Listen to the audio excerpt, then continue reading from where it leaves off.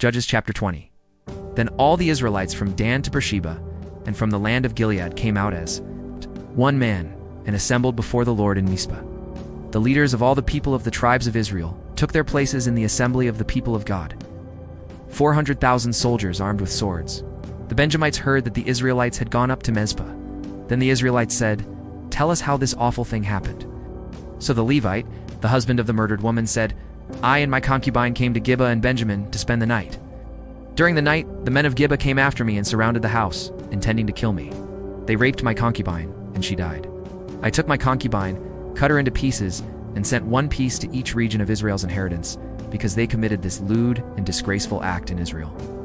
Now, all you Israelites, speak up and give your verdict." All the people rose as one man, saying, "None of us will go home. No, not one of us will return to his house. But now this is what we'll do to Gibeah. We'll go up against it as the lot directs. We'll take 10 men out of every 100 from all the tribes of Israel, and 100 from 1,000, and 1,000 from 10,000, to get provisions for the army. Then, when the army arrives at Gibeah and Benjamin, it can give them what they deserve for all this vileness done in Israel." So all the men of Israel got together and united as one man against the city. The tribes of Israel sent men throughout the tribe of Benjamin, saying, "What about this awful crime that was committed among you? Now, surrender those wicked men of Gibeah, so that we may put them to death and purge the evil from Israel." But the Benjamites would not listen to their fellow Israelites. From their towns they came together at Gibeah to fight against the Israelites. At once the Benjamites mobilized 26,000 swordsmen from their towns, in addition to 700 chosen men from those living in Gibeah. Among all these soldiers, there were 700 chosen men who were left-handed, each of whom could sling a stone at a hair and not miss. Israel, apart from Benjamin, mustered 400,000 swordsmen, all of them fighting men. The Israelites went up to Bethel and inquired of God. They said, "Who of us shall go first to fight against the Benjamites?" The Lord replied, "Judah shall go first." The next morning the Israelites got up and pitched camp near Gibeah. The men of Israel went out to fight the Benjamites and took up battle positions against them at Gibeah. The Benjamites came out of Gibeah and cut down 22,000 Israelites on the battlefield that day. But the men of Israel encouraged one another, and again took up their positions where they had stationed themselves the first day. The Israelites went up and wept before the Lord until evening, and they inquired of the Lord. They said, "Shall we go up again to battle against the Benjamites, our brothers?" The Lord answered, "Go up against them." Then the Israelites drew near to Benjamin the second day. So this time when the Benjamites came out from Gibeah to oppose them, they cut down another 18,000 Israelites, all of them armed with swords. Then the Israelites, all the people, went up to Bethel, and there they sat weeping before the Lord. They fasted that day until evening and presented burnt offerings and fellowship offerings to the Lord, and the Israelites inquired of the Lord. In those days the ark of the covenant of God was there, with Phinehas, son of Eleazar, the son of Aaron, ministering before it. They asked, "Shall we go up again to battle with Benjamin our brother, or not?" The Lord responded, "Go, for tomorrow I will give them into your hands." Then Israel set an ambush around Gibeah. They went up against the Benjamites on the third day and took up positions against Gibeah as they had done before. The Benjamites came out to meet them and were drawn away from the city. They began to inflict casualties on the Israelites as before, so that about 30 men fell in the open field, and on the roads the one leading to Bethel and the other to Gibeah.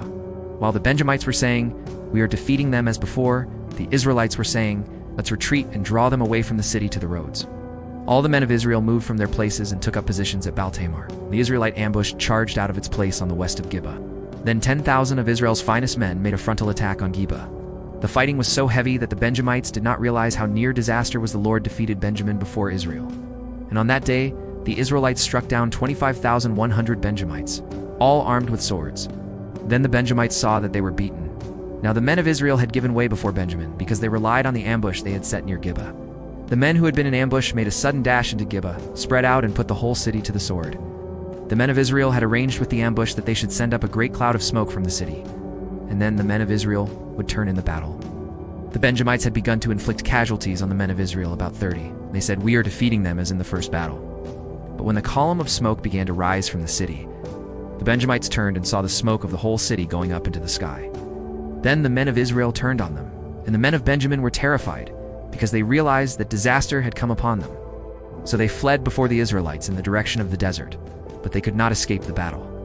And the men of Israel who came out of the towns cut them down there. They surrounded the Benjamites, chased them, and easily overran them in the vicinity of Gibeah on the east. 18,000 Benjamites fell, all of them valiant fighters.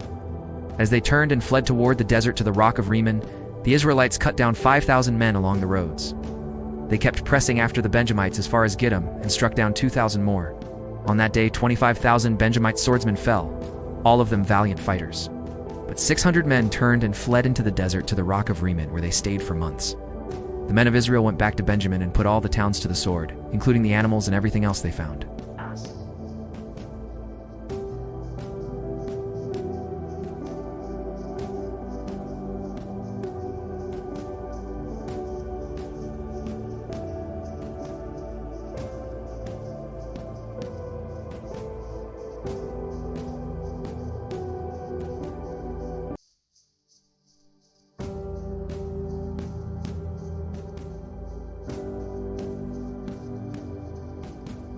Waytobbed. We're in a pippin with free we had went how I've been up with we would said I would and so and that one and up we are south so we are when I so